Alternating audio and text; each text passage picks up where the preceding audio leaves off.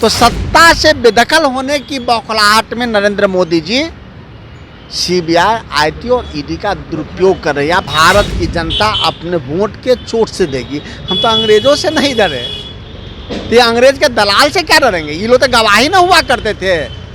RSS, Bhajpa जो junction था, सीधा अंग्रेज के दलाल हुआ करते थे। नमस्कार, मेरा नाम प्रेम है और आप लाइव से देख रहे हैं। देखिए, जो आरजेडी के कई नेता हैं, जो लालू यादव के करीबी हैं, उनके यहाँ ईडी और सीबीआई की लगातार छापेमारी जांच शुरू है और अब तेजस्वी यादव से भी पूछताछ करने के लिए समन्वय जारी किया गया था। इसमें बात करने के लिए हमारे साथ कांग्रेस के प्रवक्ता हैं राजेश राठौर।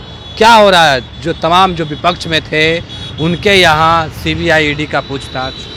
देखिए, अब तो सर्वविदित हो चुका है कि Bharatiya Janata party CBI, ED और आईटी का न केवल दुरुपयोग कर रही है, वह भारतीय जनता पार्टी के फ्रंटियर ऑर्गेनाइजेशन के रूप में इस्तेमाल कर रही है। हम इसलिए कह रहे हैं कि जिस मामले में सीबीआई पुनः सम्मन जारी किया है तेजस्वी यादव जी को, श्री लालू प्रसाद यादव जी से पूछताछ की, नौकरी के बदले ज़मीन का मामला है। इसमें सीबीआई दो बार तो जांच कर चुकी है, दो बार फाइलें बंद कर चुकी है, क्लीन चिट दे चुकी है। तीसरा मामला कब आया और क्यों आया? इसलिए आया कि पिछले दिनों जो ही भारतीय जनता पार्टी को कान पकड़ के बिहार की सत्ता से बाहर किया गया, महागठबंधन की सरकार बनी, तेजस्वी यादव जी उप मुख्यमंत्री बने, कांग्रेस की मंत्रिमंडल के सदस्य बने, मुख्यमंत्री जी वही हैं।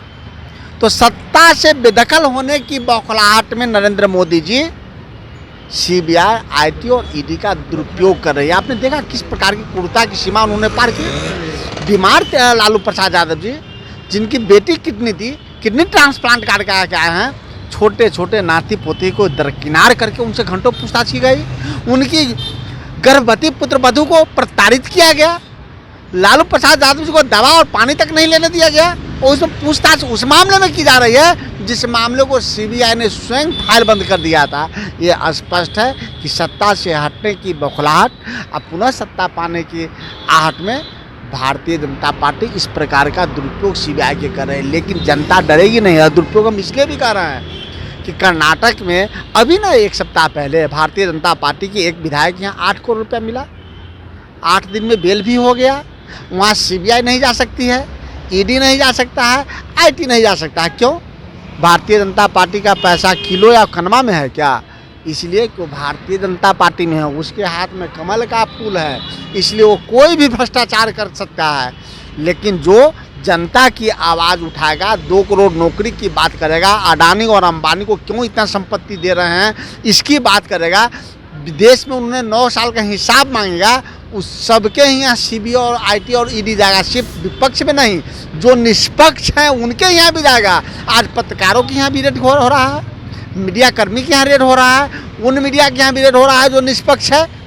आज मीडिया को भी निष्पक्ष नहीं रहने पे मजबूर कर रहे हैं। क्या लग रहा है 2024 में चुनाव है, उसको मद्देनजर रखे हुए किया जा रहा? अंग्रेज भी यही सोच रहा था कि अपने क्रूरता के दम पे हमेशा हम भारत पे कब्जा करेंगे। लेकिन अंग्रेज़ों को गांधीवादी तरीके से हमारे पूर्वजों ने भगाया। इन 9 साल से 10 साल में जा रहे हैं और फिर आने का प्रयास करते हैं। लेकिन इनके क्रूरता की जवाब भारत की जनता अपने वोट के चोट से देगी। हम तो अंग्रेजों से नहीं डरे, तो ये अंग्रेज के दलाल से क्या डरेंगे? ये लोग तो गवाही ना हुआ करते थे। आरएसएस, भाजपा जो जंक्शन था, सीधा अंग्रेज के दलाल हुआ करते थे, उनके मुखबरी किया करते थे। तो जब हम अंग्रेजों को खदेड़ के भगा दिए, लाल किला पर तिरंगा फहरा लिए, तो अंग्रेज के दलाल को कितना दिन टिकने देंगे? हम गांधीवादी हैं, गांधी भक्त हैं और गोडसेवादी हैं। लड़ाई गांधीवादी और गोडसेवादी में, लड़ाई भारतीय में है और अंग्रेजों के दलाल में है। हमेशा भारतीय की जीत हुई है, इस बार भी भारतीयों की जीत होगी। तेजस्वी यादव की पत्नी गर्भवती है, 15 घंटा तक बैठा कर पूछताछ की। पर आपने देखा ऐसी क्रूरता हम लोग कभी देखे हैं क्या? शायद अंग्रेज भी इतनी क्रूरता न किया हो कि किसी गर्भवती महिला को 15-15 घंटे पानी आप नहीं पीने दे रहे हैं, उसको एक कमरे में बंद कर रहे हैं। किडनी ट्रांसप्लांट किए हुए 80 साल के व्यक्ति से आप घंटों पूछताछ कर रहे हैं, उनको दवाई तक नहीं खाने दे रहे हैं, उनको पानी तक पीने नहीं दे रहे हैं। ये क्रूरता नहीं तो क्या है?